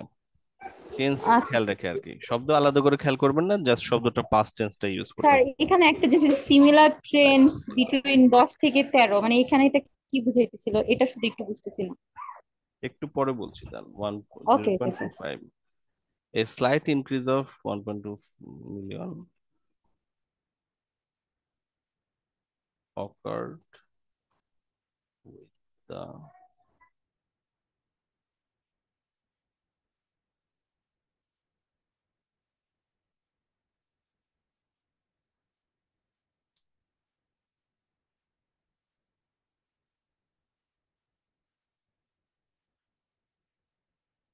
এটা হচ্ছে আমাদের প্রথম প্যারাগ্রাফটা শেষ হচ্ছে। তো এখানে আমি আপনাদেরকে একটু দেখাচ্ছি যে আইল্যান্ড, তাহলে আমরা মাত্র দুটো সেন্টেন্স আসলে লিখেছি এবং দ্যাটস এনাফ আসলে। কারণ দেখুন এখানে আপনার 60 ওয়ার্ডস এর বেশি, হয়তো 70 ওয়ার্ডের কাছাকাছি আসলে চলে গেছে। 92, and this is way above, অনেক বেশি হয়ে গেছে আসলে। তো এতখানিও লেখাটা টাফ হয়ে গেল। তারপর আমরা হচ্ছে দেখুন মানে আমরা কিন্তু তেমন কিছুই আসলে ফোকাস করিনি, কিন্তু আহ, সব তথ্য এজন্যই লেখা যাবে না। সবাই আপনার জিনিসটা খেয়াল করলেন কিনা, যে অল্প কিছু লিখেছি তাতেই দেখেন আপনার 92 ওয়ার্ড হয়ে গেছে। তার মানে ওয়ার্ড ম্যানেজ করাটা কোনো ব্যাপার না। তাহলে আমাদের ফোকাস আসলে করতে হবে যে আমরা যে লাইনগুলো লিখতেছি সেখানে আমরা স্কোর তোলার অপশন আমাদের আছে কিনা। যেমন আমরা যখন প্রথম সেন্টেন্সটা লিখলাম, এটা আমাদের না লেখা উপায় নাই, কারণ আমরা এটা স্টার্টিং সেন্টেন্স দিচ্ছি। এটা ছাড়া আপনার কোহেরেন্স ওরা স্কোর দিতে চাইবে না। যদি আপনি এই স্টার্টিং সেন্টেন্সটা না দেন, কোহেরেন্স স্কোর দিবে না। আমরা 2010-এর ইনফরমেশন আমাদের দিতেই হতো, কারণ এটা ছিল হচ্ছে লোয়েস্ট পয়েন্টের ইনফরমেশন। সো লোয়েস্ট পয়েন্টের ইনফরমেশন দিতেই হতো, এবং সেখানে আমরা তুলনাও করে দিয়েছি, রাইট? আমরা এখানে তুলনা করেছি। সেকেন্ড সেন্টেন্সে আমরা ওই একই সালে বাকিদের সাথেও তুলনা করেছি। তো এই দুটো সেন্টেন্স আমাদের আসলে দিতে হতোই। 3 নম্বর সেন্টেন্সটায় আমরা একদম মিনিমামে গেছি আর কি। 3 নম্বর সেন্টেন্সটায় আমরা সব বাদ দিয়ে শেষ পর্যন্ত ওভারঅল গিয়েছি। তাহলে ফারিয়া, তুমি এখন বুঝতে পারছো যে মধ্যে যদি আমরা আরেকটা সেন্টেন্স অ্যাড করতাম এটা তুলনার জন্য, এটা অনেক আমাদের বেশি হয়ে যেত। এখানেই কিন্তু প্রায় তোমার 120 ওয়াট হয়ে যেত। তো এইটা জি আমাদের স্যার। এই জন্যই সুযোগ আসলে ছিল না। আর দেখো প্রতিটা সেন্টেন্সকে খেয়াল করো, এগুলো আমরা স্কোর তোলার জন্য প্রত্যেকটাতে চেষ্টা হয়েছে, রাইট? লাস্টের সেন্টেন্সটাতেও কমপ্লেক্স সেন্টেন্স ইউজ করা হয়েছে, সো স্কোর এখানে কিন্তু আসবেই। তো প্রতিটা লাইনে তোমাদের জন্য স্কোর আনার চেষ্টা করা হয়, এটা তোমরা একটু জাস্ট খেয়াল করো। না, এবার আমরা পরের প্যারাগ্রাফটা আমি আপনাদের লিখে দেখাচ্ছি, এবং তারপর আমি বাকি ছবিগুলো একটু আপনাদের বর্ণনা করে দেবো অল্প স্যার আমি একটা জিনিস জানতে চাচ্ছিলাম, মানে আমার সমস্যা হচ্ছে কি, মানে যে দা ফিগার বা রেট, এগুলো কি সব ক্ষেত্রে ইউজ করতে পারবো? মানে এই যে মিলিয়ন থাকুক, না, সব বিলিয়ন ক্ষেত্রে ইউজ থাকুক। করতে পারবেন না। আচ্ছা, মানে এইটার জন্য না আমি লিখতে পারি না ভালো মতো আসলে, মানে কিভাবে দিয়ে শুরু করব? একটু আদারওয়াইজ গুগলে কম্পারিজনটা সার্চ ভালো। করতে হবে, এটা এটা তো ভোকাবুলারির ব্যাপার। তো আপনি না, যখন কোনো ছবি তাই দেখতে একটু পাচ্ছেন, বেসিকটা দেন স্যার, আমি আসলে এত টাইম নাই এতগুলা পড়া, কি করবো বুঝছি না। শুধু একটু মানে বলে দিয়েন যে আসলে এই রেটটা একটুখানি বা বললে কখন তো বলা যায়। হবে না। একটুখানি বললে তো হবে না, এটা সিনোনিম আর কি। সিনোনিম গুলো অনেক ধরনের হতে পারে, সিচুয়েশন ওয়াইজ আলাদা হয়। আচ্ছা স্যার, এইটাতে কি দা ফিগার দেওয়া যাবে, যে এখন যেটা আমরা দেখতেছি সেটাতেও কি দেওয়া যায়, যেমন বলা যায়? দা ফিগারটা আমি দিয়েছি, তাহলে নিশ্চয়ই দেওয়া যায়। Okay sir. রেটটা স্যার কোন কোন ক্ষেত্রে দেওয়া যায়, শুধু পার্সেন্টেজের ওটা দেওয়া থাকলে? আচ্ছা, এটা লেখাটা শেষ করি, আপনি আপনার লেখার প্রশ্নটা একটু চ্যাট বক্সে লিখে রাখেন। Okay sir. সেকেন্ড প্যারাগ্রাফটা আমি শেষ করি, টাইম আমাদের কম তো। Okay sir. অন দি, আমার রাইটিংটা একটু দেখে দিবেন ওভারভিউ স্যার। এখন দেখে দেওয়া যাবে না, আমি ক্লাসের পরে দেখে দেবো। On the other sir hand, ওভারভিউতে কয়টা লাইন এভাবে কমা দিয়ে অ্যাড করা যাবে? ওভারভিউতে, হ্যাঁ, যেমন এখানে আমরা তিনটা অলমোস্ট তিনটা সেন্টেন্স জাস্ট কমা দিয়ে অ্যাড করলাম। ওভারভিউতে হুম, মানে সরি ওভারভিউ দুটো বলছি, সেন্টেন্স। সরি বডি পার্টের লাস্ট লাইনটাতে, সরি। ও না, আমরা দুটো লাইন সেন্টেন্স অ্যাড করেছি না, এটা তো হুম হুম টাইম মেনশন আর কি, টাইম মেনশন আর কি। এটা দেখো প্রথম সেন্টেন্স হচ্ছে এটা একটা সেন্টেন্স, আর ওয়াইড দিয়ে আমরা দুটো সেন্টেন্স দিয়েছি, কমপ্লেক্স হ্যাঁ স্যার, সেন্টেন্স আর কি। এভাবে স্যার কয়টা করতে পারবো? কয়টা লেখা যাবে, এগুলো আসলে অনেকগুলো লেখা যায়, বাট দুটোর বেশি দেওয়াটা রিস্ক হয়ে যাবে তোমাদের জন্য, গ্রামাটিক্যাল ভুল হয় কিনা। কারণ তোমরা মনে আছে যে আমরা প্রি আইএলটিএস এর ক্লাসে পড়েছিলাম যে কম্পাউন্ড কমপ্লেক্স সেন্টেন্স, তাই না? মিনিমাম 3টা সেন্টেন্সকে কিন্তু অ্যাড করা যায়, দুটো কমপ্লেক্স সেন্টেন্স আর একটা কম্পাউন্ড সেন্টেন্সকে তুমি অ্যাড করতেই পারো। তো তোমরা রিডিং এ দেখবে আরো অনেক সেন্টেন্স করে জোর আর দেয়, বাট তোমাদের জন্য জিনিসটা রিস্ক হয়ে যায়। আমি তোমাদেরকে 2 সেন্টেন্সের বেশি অ্যাড দিতে বলবো না। ঠিক আছে, দুই হ্যাঁ, সেলের আমি হচ্ছে হাইয়েস্ট পার্সোনাল এক্সপিরিয়েন্স ইনসিডেন্স। থেকে বলবো স্যার যে দুইটাই ঠিক আছে স্যার। হুম বেশি দিতে গেলে তখন আমার ওই যে সাবজেক্ট ওয়ার্ক এগ্রিমেন্টে সমস্যা হয়ে যায় স্যার, আমাদের যারা হুম আমরা আহ, মানে গুড নলেজ না রাখি গ্রামারের ব্যাপারে।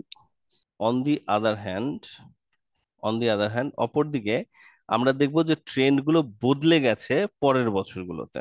হুম দেখো, আমি টোটালের কথাটা বলি নাই, কারণ টোটালের কথাটা আমি লাস্টে এক লাইনে লিখে দেবো বলে ভাবছি, তাতে আমাদের আর সমস্যা হবে না। On the other hand,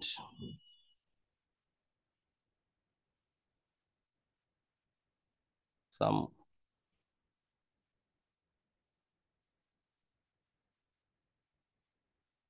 on the other hand, a bit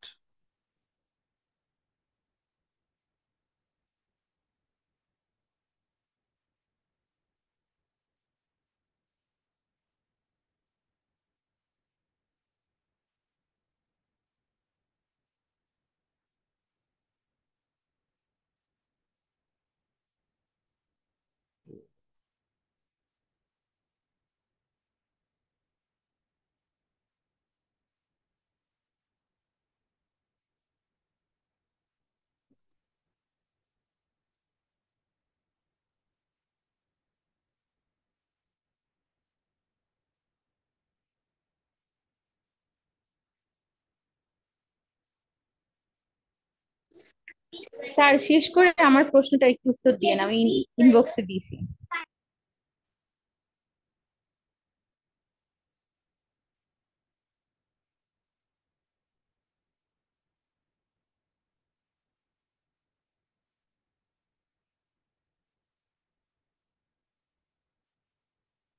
cruise ship, ছবিটা আবার একটু দেখে নিও। আইল্যান্ডেরটা কমে গেছে, ক্রুজ শিপটা একটানা বেড়ে গেছে। হুম,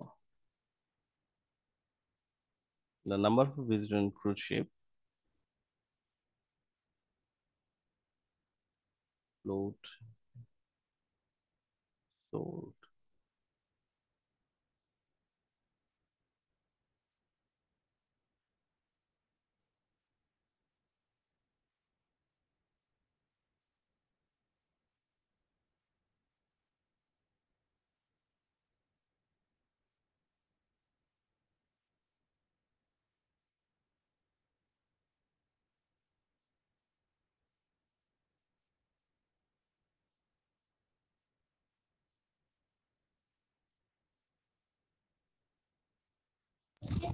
স্যার ব্রিটিশ কাউন্সিল থেকে যে ওই যে আইএলটিএস রেডি প্রিমিয়ামের ভিডিও গুলা ওগুলা কেমন ফ্রুটফুল একটু বলবেন?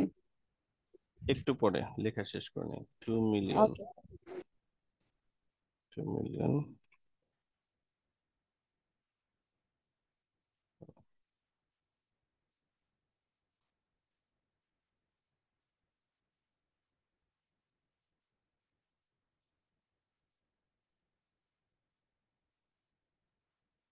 same time.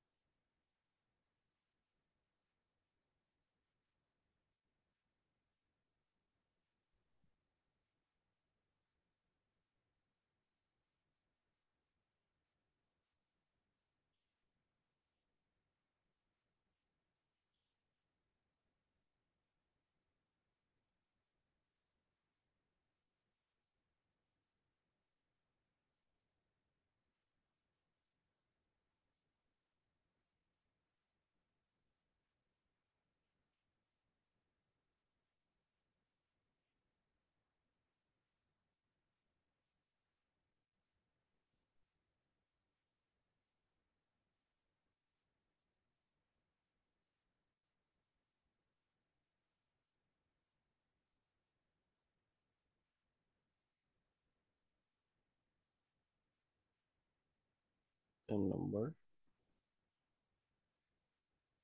এটুকু লিখলে মনে হয় চলবে। হ্যাঁ, আমরা তো সালের কথাটা বলছি, remain at the same number. এটা কিন্তু আসলেই সেম নাম্বারে আসলে ছিল। তো আমরা দেখতে পাচ্ছি 13-তে যা ছিল 17 তাই আছে আসলে।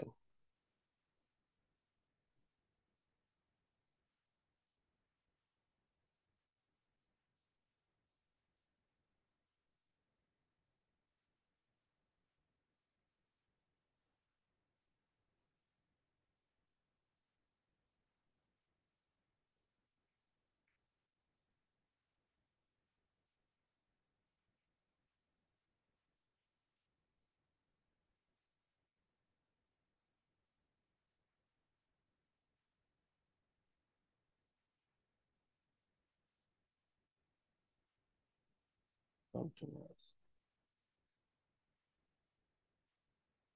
continuous rise. So continuous upward trend Continuous and then upward reach trend. its peak. Continuous upward trend না লিখে কন্টিনিউয়াস রাইজ, সো রাইজ কথাটা কয়েকবার বলে ফেলেছি তাই না? জি স্যার, রাইজ বলছেন। ইনক্রিজ বলা যেতে পারে, ইনক্রিজ বলা যেতে পারে। Continuous increase to reach the peak of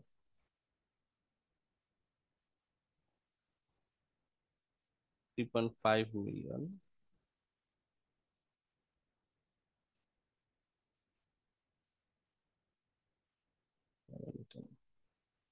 এরই সাথে সাথে আমাদের সব পয়েন্ট আসলে বলা শেষ।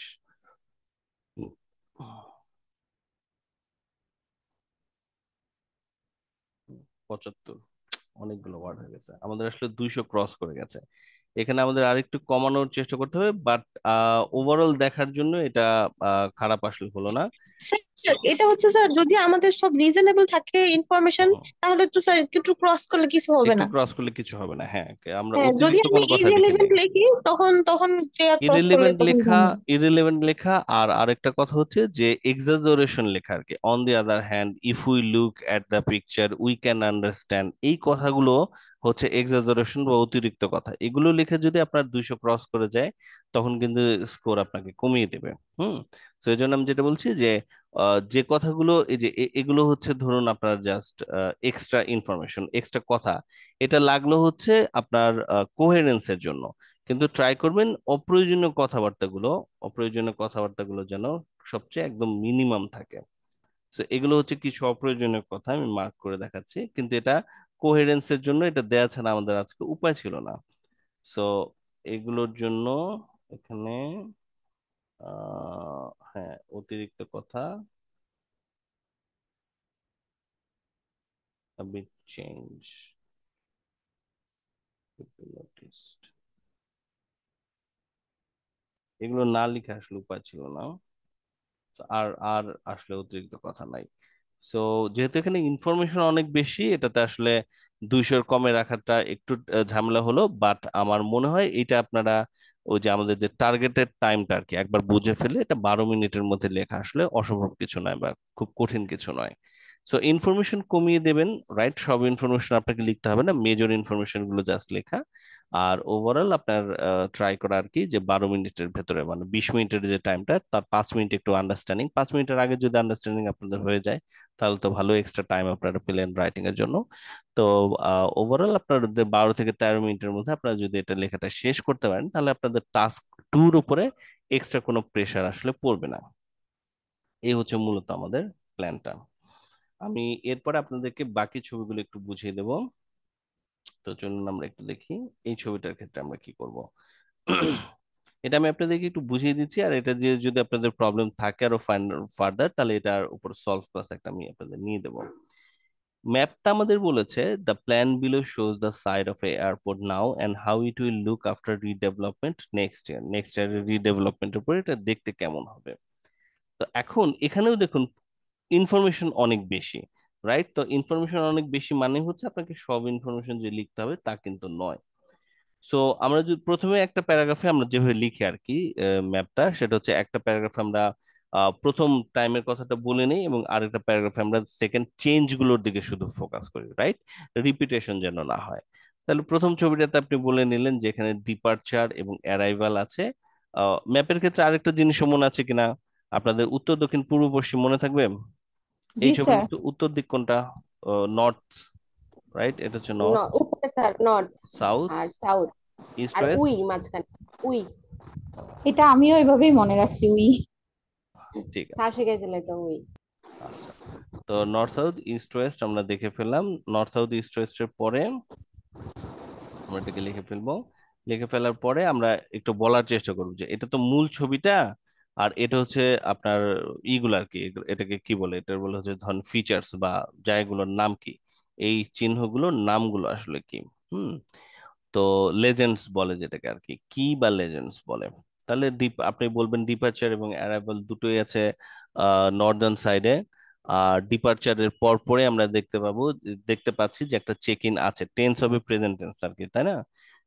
চেক ইন আছে এবং তার অপোজিটে ক্যাফে আছে। একদম কোন কোনায় আছে এত ডিটেল আপনাদের বলা দরকার নেই।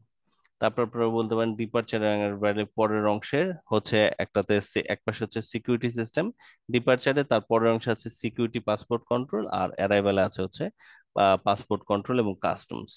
আর দেন আমরা ফাইনালি দেখতে পাচ্ছি যে এটা বাইরের যে অংশটুকু ওয়াকওয়েতে আছে, একদম নর্দার্ন পোর্টে আছে, নর্দার্ন সাইডে আছে ওয়াকওয়ে এবং 1 থেকে 8 পর্যন্ত গেট।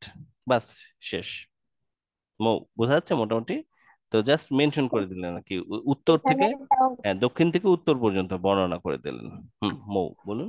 এখানে তাহলে আমরা বডি প্যারা 1 আর 2 কে পাস্ট আর ফিউচার, সরি প্রেজেন্ট আর ফিউচারের বেসে ভাগ করতে পারি না? এক্স্যাক্টলি, হ্যাঁ, এক্স্যাক্টলি। প্রেজেন্ট এবং ফিউচার আমরা ডিভাইড করব। আর তারপর আমরা একদিক থেকে বর্ণনাটা শেষ করলাম, করে এবার ওইরকম করে আমরা তুলনাটা শুরু করব। যেহেতু আমরা সাউথ থেকে নর্থে সাউথ থেকে নর্থে আমরা বর্ণনা করেছি, এবার ওই বর্ণনাটা আপনারা পরের অংশে দেন। আপনি বললেন এবার আহ, দুই অংশে ডিপারচার এবং অ্যারাইভালেরই গেট ডাবল হয়ে গেছে। ডিপারচার এবং অ্যারাইভালের দুটোরই গেটের সংখ্যা হয়ে গেছে ডাবল। ডিপারচারে ক্যাফে চলে গেছে অপোজিট পাশে, cafe is move to the other side. না, ক্যাফে না, তো check in has move to the other side with be backdrop and cafe to the corner. আচ্ছা, আমরা এভাবে বলতে পারি যে ক্যাফে এবং চেক ইন দুটোই আসলে জায়গা চেঞ্জ করেছে, has moved switched their sides with an additional backdrop. Then এই যে এই কথাগুলো আর বলার দরকার নেই, কারণ এগুলো তো চেঞ্জ হয় নাই। Then near to the gates, হ্যাঁ, in near to the gates there are some shops now, and the gates, number of gates has been increase to by 10, 10টা বাড়ানো হয়েছে। হ্যাঁ, 10টা বানানো হয়েছে, শেপ চেঞ্জ হয়ে গেছে, এটা হয়তো আপনারা বলতে পারেন with a different shape, Y shape এটা বলা যায়, ওয়াই শেপে করা হয়েছে। গেটস গুলোকে ওয়াই শেপে এনে 10টা বাড়ানো হয়েছে। আর ওয়াকওয়েটা চেঞ্জ হয়ে গেছে, ওয়াকওয়ের বদলে এখন আছে হচ্ছে sky train, sky train add হয়েছে। অপোজিটে অ্যারাইভালে, এ পাশে আর কিন্তু বলার বর্ণনার কিছুই নাই, সব সেম, যেহেতু আমরা আর কিছু বর্ণনা করবো। অপোজিটে অ্যারাইভালে অ্যাড করা হয়েছে ক্যাফে এবং এটিএম এবং একটা কার হায়ার। এই হচ্ছে ব্যাপার, এই তিনটা অ্যাড করা হয়েছে। লাস্ট যে সেন্টেন্সটা লিখবেন সেটা হচ্ছে rest of the areas will remain unchanged. Rest of the areas will remain unchanged. Sir সংখ্যাগুলো একটু বুঝতেছি না, ওইটা একটু ক্লিয়ার করে দিতেন। সংখ্যা না বোঝার কি আছে, এখানে 8টা আছে, এখানে 18, 10টা বেড়েছে। ও আচ্ছা। স্যার এখানে তাহলে এই আমরা পাশে ওভারভিউতে, এইট জায়গায় স্যার আচ্ছা, আরিশের মানে কথাটা একটু পরে আসতেছে। মৌ কি বললেন? স্যার এইখানে আমরা ওভারভিউটা কি দিব? Magnificent change or magnificent? Significant change মানে বড় হয়ে যাবে আর কি, বড় হয়ে যাচ্ছে এটা বলতে পারেন। এনহ্যান্সড করা হচ্ছে, সার্ভিস বাড়ানো হচ্ছে। হুম। এডিশনাল তাহলে সার্ভিস উইল বি অ্যাডেড, বা এটা সিগনিফিকেন্টলি এনহ্যান্সড করা হবে, এই দুইটা যে কোনো একটা কথা আপনি বলে দিতে পারেন। আর স্যার এখানে টেন্সের ক্ষেত্রে আমরা কি করব? প্রেজেন্ট এন্ড ফিউচার যে, এটা প্রেজেন্ট টেন্সে লিখতে হবে। মানে বডি পার্ট ফিউচারের, 1টা হ্যাঁ, প্রেজেন্ট। এবং ফিউচারের সব কথা ফিউচার টেন্সে লেখা যায় না। ফিউচারকে মূলত লিখতে হয় দুই ভাবে, এক হচ্ছে ফিউচার টেন্সে, আরেকটা হচ্ছে মোডাল অক্সিলারি ভার্ব দিয়ে। এইটা আপনারা ইউজ করবেন। আপনারা কিছু ক্ষেত্রে বলবেন উইল চেঞ্জ হবে, কিছু ক্ষেত্রে বলবেন is suppose to be changed, right, can be changed, should be change, এরকম কথা। ম্যাপের ক্লাসটা আপনারা যদি আরেকবার একটু রিভিজিট করেন, ম্যাপের ক্লাসে ফিউচারের ব্যাপারে আমি বোধহয় বলেছিলাম যে ফিউচারের ক্ষেত্রে সব কিন্তু ফিউচার টেন্সে লেখা যায় না। আপনি ফিউচারের কথা লিখতে পারবেন দুইটা অ্যাঙ্গেলে, এক হচ্ছে ফিউচার টেন্সে, ও আপনাদের প্রিয়াল টেন্স ক্লাস এটা আমি পড়েছিলাম, ফিউচার টেন্সে, এবং দ্বিতীয়টা হচ্ছে আপনাদের আহ ফিউচার টেন্স, আর আরেকটা হচ্ছে মোডাল অক্সিলারি ভার্ব দিয়ে, যেমন is suppose to be, is to be, হ্যাঁ করার কথা আর কি, হতে পারে, হুম, শুড বি, এরকম করে আপনি হয়তো লিখতে পারেন। বোঝা গেল জিনিসটা, কম কনফিউজিং লাগছে মৌ? স্যার যেমন এখানে সাপোজ টু বি কিভাবে বলবো, এটা যেহেতু আচ্ছা প্ল্যানের মধ্যে আছে তাই। হ্যাঁ, তো এটা প্ল্যানের মধ্যে আছে, যেমন ডিপার্চারের সংখ্যাটা ডাবল হয়ে যাওয়ার কথা, তো আপনি পরের প্যারাগ্রাফ শুরু করবেন, the number of departure and arrival gates are suppose to be doubled, right, the number of departure and arrival gates are suppose to be doubled. এটা ভিডিওটা আপনাদের থাকবে, সো ভিডিওটা দেখলে আপনার মনে পড়বে। হ্যাঁ পাস্ট এন্ড প্রেজেন্ট এরকম ম্যাপ গুলো যদি হয়, যে এটা তখন যদি সিম্পল, পাস্ট এন্ড তখন সিম্পল পাস্ট এবং সিম্পল প্রেজেন্টে লিখলে চলবে। শুধু ফিউচারের ক্ষেত্রে এটা হচ্ছে পরিবর্তন, যে ফিউচার টেন্সকে বা ভবিষ্যতের ঘটনাকে সব ক্ষেত্রে যে ফিউচারে বলা যায় টেন্সে, সেটা না। আপনি কেবলমাত্র যখন নিশ্চিত যেটা হবেই তখন আমরা উইল দেই, বাকি ক্ষেত্রগুলোতে আমরা আসলে দেয়ার কথা, দেয়া যেতে পারে, হ্যাঁ, দেয়া হতে পারে, এই কথাগুলো আমরা বলি, উড বি, শুড বি, এরকম কথাগুলো বলি। তো তাহলে এখানে আমরা ওভারভিউতে ফিউচারটাকে মানে ফিউচার টেন্সে বলবো না ওভারভিউটা? ওভারভিউটাকে আমরা হচ্ছে বলবো হচ্ছে ওভারঅল হয়ে যাওয়ার কথা বা হবে, হ্যাঁ হ্যাঁ, এটাকে ফিউচার টেন্সে বলা যাবে, হবে বা হয়ে যাওয়ার কথা বলা যেতে পারে, হবে বা হয়ে যাওয়ার এন্ড কথা। এক্ষেত্রে আমরা সার্ভিসটাকে ফোকাসে রাখবো ওভারভিউর ক্ষেত্রে, যেহেতু সার্ভিস গুলোই বাড়ছে, হ্যাঁ, বেশি আমরা সার্ভিস পাচ্ছি লাইক বা শপস, এলাকাটাও বড় ক্যাফে। হচ্ছে, এলাকাটাও বড় হচ্ছে, এটা আমরা বলবো। ঠিক আছে। তাহলে কি দুটো ফিচারকে রাখা যাবে ওভারভিউতে? দুটো একটু বড় হয়ে যাবে সেক্ষেত্রে, তাই না, একটু লেখাটা বড় হয়ে হ্যাঁ। গেল। তার চেয়ে একটা কথা বলাই ভালো, যে এনহ্যান্স করা হবে অথবা সার্ভিস বাড়ানো হবে, যে কোনো একটা কথা বললে চলবে। ওকে। তাহলে স্যার এনহ্যান্সড বললে সার্ভিস বাড়ানোটাকে তো আমি বডি প্যারাতে নিতে পারবো না? হ্যাঁ, পারবেন, পারবেন। ঠিক আছে। থ্যাংক তাহলে ইউ স্যার। ম্যাপ হচ্ছে এটাই, আমরা একটা ইন্ট্রোডাকশন লিখবো, তারপর আমরা হচ্ছে বডি পেয়ার ওয়ানে প্রথম ছবিটাকে বর্ণনা করব, যেখানে আমরা গেটের সংখ্যার কথা বলবো, উত্তর দক্ষিণ মানে উত্তর দিক থেকে শুরু করে আমরা, দক্ষিণ দিক থেকে শুরু করে আমরা উত্তর দিক পর্যন্ত বর্ণনা দিয়ে দেবো। তারপর হচ্ছে এটার ক্ষেত্রেও তাই, দক্ষিণ দিক থেকে বর্ণনা করে আমরা উত্তর দিক পর্যন্ত যাব। এটা গেল আমাদের ম্যাপের বর্ণনাটা। আরেকটা ছবি আমাদের ছিল আজকে আলোচনার, সেটা হচ্ছে diagram. The diagram below show the process for recycling plastic bottles. আচ্ছা, এখানে স্টেপ বাই স্টেপ আর কি, ডায়াগ্রাম রাইটিং আসলে খুব সোজা। এখানে আমরা স্টেপ ওয়ান থেকে ওরা শুরু করে দিয়ে নয়ে আবার এসে স্টেপ ওয়ানে চলে এসেছে, তাহলে রিসাইকেলড হচ্ছে আর কি। তাহলে স্টেপ ওয়ানে হচ্ছে নির্দিষ্ট জায়গায় প্লাস্টিক বোতলগুলোকে, ইউজড বোতলগুলোকে ফেলা।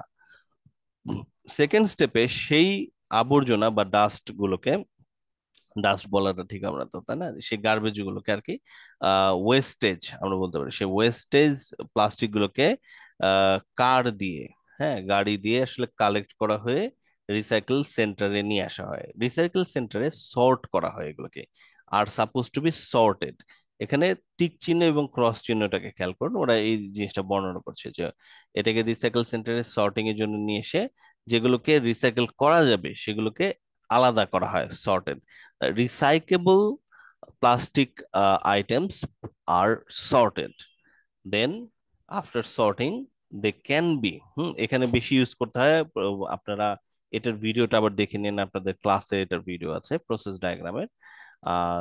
সর্টেড করা হয়, can be, should be, modal auxiliary verb আসলে ইউজ করতে হয় আমাদের এটাতে, আর প্যাসিভ ভয়েস ইউজ করতে হয়।